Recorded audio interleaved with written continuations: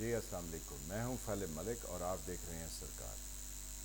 ایک صاحب اپنے ملازم کو ساتھ لے کے سبزی خریدنے چلے گئے اور انہوں نے جاتے ہی پہلی جو سبزی دیکھی وہ بینگن تھی، تو کہتے ہیں یہ بینگن تو کسی کام کے نہیں ہوتے ہیں، بہت بد ذائقہ ہوتے ہیں۔ کہتے ہیں جی صاحب یہ تو بالکل کالے کلوٹے ہوتے ہیں اور ان میں کوئی کیلریز نہیں ہوتی۔ صاحب آگے بڑھے اور انہوں نے کریلے دیکھے تو کہتے ہیں یہ تو بہت اعلیٰ ہوتے ہیں۔ کہتے ہیں جی حضور ان کو گوشت اور قیمے میں بنائیں تو یہ بہت اعلیٰ ہوتے ہیں۔ اس نے کہا نہیں یار یہ کڑوے ہوتے ہیں، یہ بھی کسی کام کے نہیں۔ کہتے ہیں جی حضور یہ کنین جیسے ہوتے ہیں۔ اس نے کہا ذرا یہ تو بتا کہ جس چیز کی میں تعریف کرتا ہوں تو اس کی تعریف کرتا ہے، اور جس کی میں بد تعریفی کرتا ہوں تو میرے سے بڑھ کے اس کی بد تعریفی کرتا ہے، آخر تیرا مسئلہ کیا ہے؟ کہتا ہے صاحب ہم آپ کے نوکر ہیں، نہ تو ان بینگنوں کے ہیں نہ ان کریلوں کے ہیں۔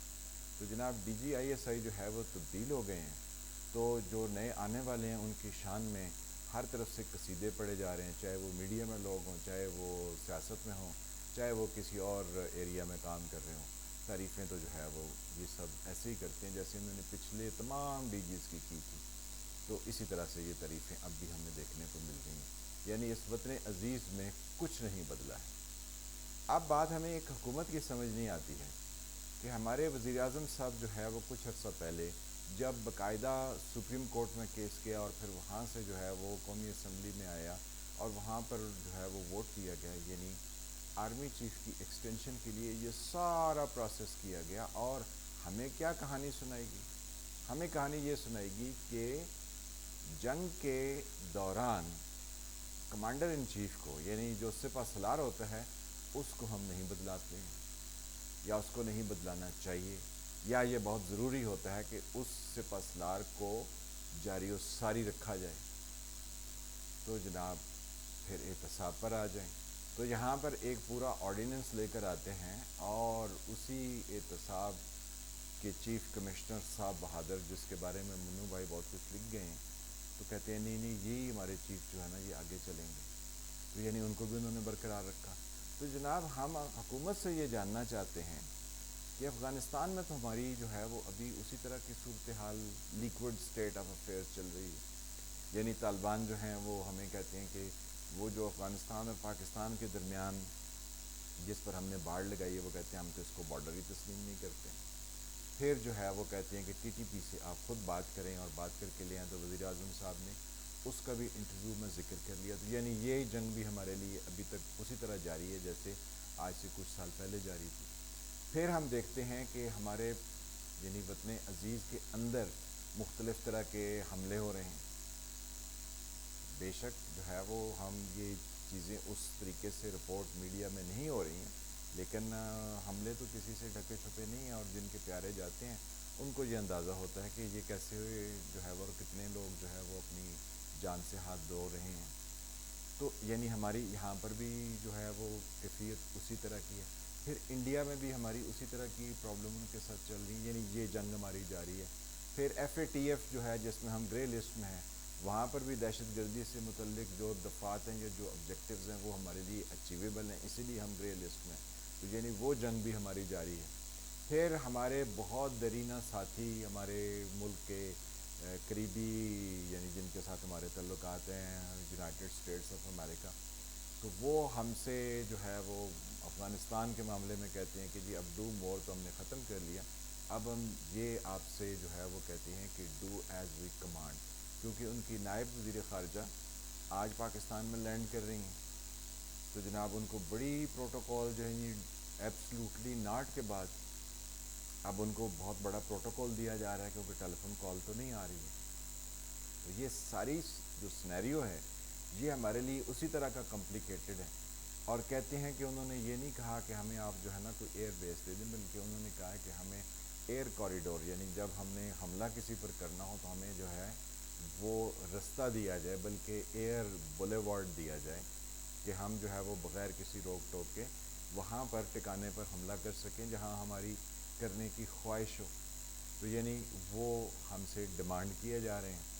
تو یہ بھی ہماری ایک انٹیلیجنس کی جنگ ہے، وہ جاری ہے۔ پھر ایران کے جو فارن منسٹر ہیں وہ رشیا میں ہیں، کیونکہ آذربائیجان کے ساتھ جو ہے وہ کوئی پرابلم ہے، تو پھر ادھر ترکی جو ہے اس کا آذربائیجان کے ساتھ، اور ہمارا تعلق ایران ہمارا برادر ملک ہے اور ترکی سے ہماری دوستی ہے۔ تو یعنی ہمارے یہ چیلنجز بھی ہمارے لیے اتنے ہی بڑے کھڑے ہیں جتنے اب سے کچھ عرصہ پہلے تھے.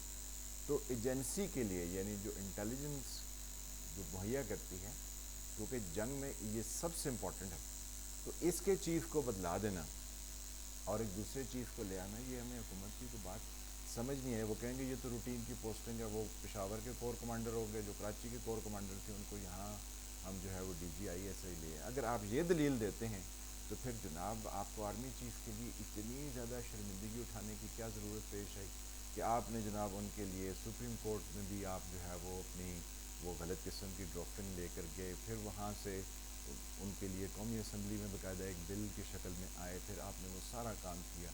تو ادھر بھی جناب جو جنرل یعنی نیکسٹ لسٹ میں اویلیبل تھے وہاں سے کسی کو چوز کر کے آرمی چیف لگا دیتے. تو ادھر احتساب کے لیے بھی آپ جو ہے وہ آگے بڑھ جاتے اور یہاں پہ میننگ فل مشاورت کر لیتے اور یہاں پر بھی چیف بدلا لیتے. لیکن یہ دو چیف تو آپ نے نہیں بدلائے ہیں کہ ادھر ہماری جو جنگ ہے وہ جاری ہے تو ہم نے کمانڈر ان چیف کو نہیں چینج کرنا، احتساب پر ہم نے این آر او نہیں دینا، لیکن جو ہم نے آرڈیننس جاری کیا ہے اس میں ہم نے جو پی ٹی آئی کے ساتھ جڑے ہوئے لوگ ہیں ان سب کو این آر او ہم نے دے دیا. اس کے علاوہ ہم نے باہر بھی بہت سارے لوگوں کو این آر او دے دیا. لیکن ہم جو ہے وہ کہتے نہیں بھی جسٹس جاوید اقبال صاحب یہ چلتے رہیں گے. لیکن آپ نے آئی ایس آئی یعنی انٹیلیجنس ایجنسی کے چیف کو بدلا کے تو آپ نے جناب یہ کس کو آخر کیا سروس دی جا رہی ہے یا اندر کیا پرابلم ہے اس پر جو ہے اگر کوئی روشنی ڈال دے یا ہمیں سمجھا دے کہ یہ اس وجہ سے جو ہے نا وہ ہم نے تبدیل کیا ہے کیونکہ آپ کی انٹیلیجنس کی جنگ جو ہے وہ آپ کی دوسری جنگ سے بڑی ہے. اور پھر انٹیلیجنس سے ہٹ کے بھی دیکھیں تو جو ہمارے حالات ہیں پاکستان کے چاروں طرف، ایک طرف افغانستان ہے تو افغانستان کے ساتھ جڑے ہوئے جتنے ممالک ہیں ان سب میں کہیں نہ کہیں کچھ نہ کچھ یو ایس اور چائنا کا پرابلم چل رہا ہے. پھر اگر آپ جو ہے وہ پاکستان، انڈیا اور چائنا میں دیکھیں تو لداخ اور سیاچن کا جو ایریا ہے وہاں پر ٹربل ایریا ہے. پھر اگر آپ جو ہے وہ کہیں نیچے یعنی بنگلہ دیش سے آگے چلے جائیں یا ساؤتھ چائنا سی میں دیکھیں تو وہاں پر بڑا پرابلم ہے. جیسے کہ وہ سیمی کنڈکٹرز جو ہیں یعنی وہ جس کو ہم آئی سی چپ کہتے ہیں اس کی شارٹیج پیدا ہو گئی ہے کیونکہ تیوان جو ہے وہ 66% آف دا ٹوٹل چپ آف دا ورلڈ ریکوائرمنٹ جو ہے وہ بناتا ہے. پھر اس کے ساتھ جو ہے وہ نارتھ کوریا وہ بھی تقریباً 15 سے 18% وہ بناتا ہے. تو بقایا جو ہے وہ تھوڑی سی پرسنٹیج یا یورپین کنٹریز بناتے ہیں یا امریکہ بناتا ہے کیونکہ امریکہ کی کبھی 40% تھی جو اب کم ہو کے کوئی 9% یا 12% یا 10% اس کی رینج میں گھوم رہی ہے ان کی اپنی پروڈکشن آف آئی سیز. تو دنیا کے اندر ایک بہت بڑا جو ہے وہ پرابلم کریٹ ہونے والا ہے کیونکہ یہ جو آئی سی چپس ہے یہ ہر جگہ استعمال ہوتے ہیں. یعنی آپ چھوٹی سے چھوٹی الیکٹرانک چیز لے لیں تو اس میں بھی یہ آئی سی یوز ہوتی ہیں اور بڑی سے بڑی یعنی ایٹمی جو میزائل ہیں ان میں بھی یہ یوز ہوتی ہے. پھر جو وار مشینری ہے یعنی کسی فوج کے لڑنے کی جتنی بھی صلاحیت ہے اس کے لیے جتنے بھی ویپنز ہیں ان سب کے اندر اس چپ کی ریکوائرمنٹ ہے. تو اب یہ پوری دنیا کو ایک پرابلم پیش آ رہا ہے کہ یہ چپ جو ہے کیونکہ ایک تو کووڈ کی وجہ سے وہ یعنی اس کی پروڈکشن کم ہو گئی، دوسرا جو ہے چائنا اور یو ایس کانفلکٹ میں آ کے تو پروڈکشن تو اس ایریا میں ہے نا جہاں پہ چائنا کا کنٹرول ہے. تو ہر ایک چیز تہ و بالا ہونے جا رہی ہے. تو یہ انٹیلیجنس کے بہت زیادہ وار فوٹنگ پر کام کرنے کے ٹائمز ہیں. تو اس میں ہم نے اس چیز کو بدلا دیا. تو ہم کیا کر رہے ہیں اس ملک میں؟ پھر ہم دیکھتے ہیں کہ اپوزیشن میں وہ مریم نواز صاحبہ ہیں، وہ جانے والے آئی ایس آئی چیف کے اوپر جو ہے وہ ہر طرح کے تبرے بھیج رہی ہیں. تو ہم کس طرح کا ملک ہیں اور یہاں پر کیسے ہیں؟ جو ان کے کیسز جو ہیں ان کو مکمل کیجیے، اگر وہ انوسنٹ ہیں تو ان کو بری کیجیے اور اگر وہ انوسنٹ نہیں ہیں تو ان کی جو سزا ہے اس کو جاری کیجیے. لیکن یہ بیچ میں سب سیاست کھیلی جا رہی ہے. وہ لندن سے سیاست کھیلتے ہیں، یہ یہاں پر سیاست کھیلتے ہیں. ان کے بھائی اندر بیٹھ کے کہتے ہیں جی جیسے مشرف کہہ رہے تھے نا امریکہ کو میری سپورٹ کیجیے ورنہ یہ طالبان آ جائیں گے، اور طالبان کو کہتے تھے تم میرے خلاف کچھ نہیں کرنا، جو میں کہتا ہوں ویسے کرو ورنہ امریکن تمہارے اوپر آ جائیں گے. تو ابھی بھی کچھ اسی طرح کی گندی ڈرٹی پالیٹکس چل رہی ہے. اس تمام سچویشن میں ملک ایسے نہیں چلتے ہیں جیسے ہم چلا رہے ہیں. ملک کو چلانے کے لیے کچھ اور ہی طرح کے لوگوں کی ضرورت ہوتی ہے، کچھ اور ہی طرح کے مائنڈز کی ضرورت ہوتی ہے. ہم ایک سیریس نیشن کے طور پر آگے نہیں بڑھ رہے ہیں، ہم ایک نان سیریس ہیں. ہمارے وزیر اعظم سب کچھ کہتے ہیں، پھر ان کی کیبنٹ کے منسٹرز آ کے اس کی تردید کرتے ہیں، کہتے ہیں نہیں نہیں ایسا کچھ نہیں ہے، ویسے ہے جیسے انہوں نے پی ٹی پی سے مذاکرات کا تھا۔ تو یعنی ہم جو ہے وہ بنیادی طور پر نہ تو خود اس پر ڈسکشن کرتے ہیں، نہ ہمارے ملک میں ایسے فورمز ہیں جہاں پر ڈسکشنز ہوں، اور نہ ہی ہم کسی ایسے نتیجے پر یعنی خود ذاتی طور پر پہنچتے ہیں کہ جو سب کے لیے قابل قبول ہو۔ ہم وہ بات کرتے ہیں، ہم وہ بیان دیتے ہیں، ہم وہ حرکت کرتے ہیں جو ہر کسی کو انگلی اٹھانے کا موقع دے۔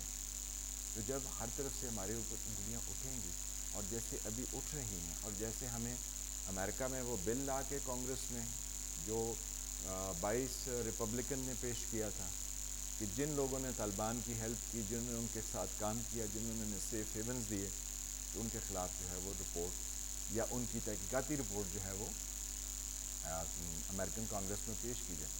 تو ادھر سے ہمیں ڈرایا گیا، اب ادھر سے ان کی جو ہے وہ نائب وزیر خارجہ آ رہی ہیں جو کہ ابھی انڈیا میں ہیں، اور انڈیا سے سیدھی آج انہوں نے پاکستان 7 اکتوبر کو انہوں نے لینڈ کرنا ہے، جو ہو سکتا ہے کل وہ لینڈ کر دیں۔ تو ہم انہیں بہت بڑا پروٹوکول جو ہے وہ دینے جا رہے ہیں۔ تو ہم پریکٹیکلی کیا کرنا چاہتے ہیں، کیا ہماری تیاری ہے، اور ہمیں کس طریقے سے آگے بڑھنا ہے، اس پر ہماری کوئی نیشنل لیول پر، اور یہاں انڈیویجولز ہیں جو اپنی اپنی رائے دے کے اور کہتے ہیں نہیں یہی فائنل ہے، یہی ایکلیپل ہے۔ اس سے ملک کو پہلے بھی بہت نقصان ہوا ہے، آنے والے وقت میں بھی بہت نقصان ہو سکتا ہے۔ اس پر ہمیں ایک قومی بحث مباحثے کی ضرورت ہے جس کو لیڈ کیا جا سکتا ہے by different institutions and by the different parts of the government. لیکن ایسا کچھ نہیں ہو رہا، تو انڈیویجولز ہیں وہ اس کو کیسے انیشیٹ کر سکتے ہیں۔ اللہ ہمیں سوچنے اور سمجھنے کی توفیق عطا فرمائے۔ ملتے ہیں کسی اگلے ویلاگ کے ساتھ، تب تک کے لیے خدا حافظ۔